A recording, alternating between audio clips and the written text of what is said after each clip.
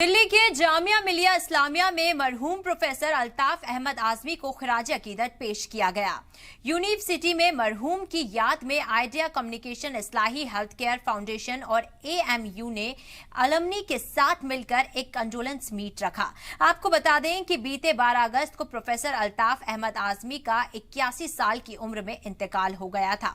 Education की field में professor Altaf का नाम बड़ी इज्जत के साथ लिया जाता है। प्रोफेसर अल्ताफ को खराज अकीदत पेश करने केरल सूबे के गवर्नर आरिफ मोहम्मद खान भी पहुंचे।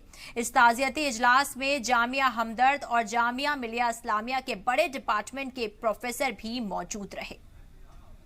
किताबों को आप इनमें से सब नहीं, मैं कह रहा हूं कुछ किताबों को अगर देवनागरी स्क्रिप्ट में भी छाप दें, हिंदी रस्म मत बदलिए, सिर्फ स्क्रिप्ट बदलिए,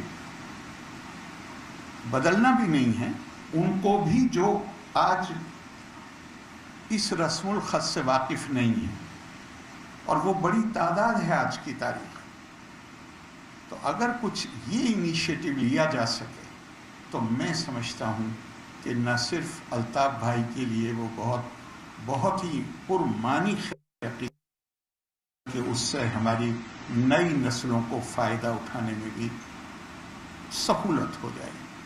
मैं इन्हीं अल्फाज के साथ दुआ गो हूँ, अल्लाह उनकी मग़फ़िरत करें, उनके दर्जात बुलंद करें, और हम उन्होंने जो विरासत छोड़ी है, हम उस विरासत के साथ इंसाफ कर सकें।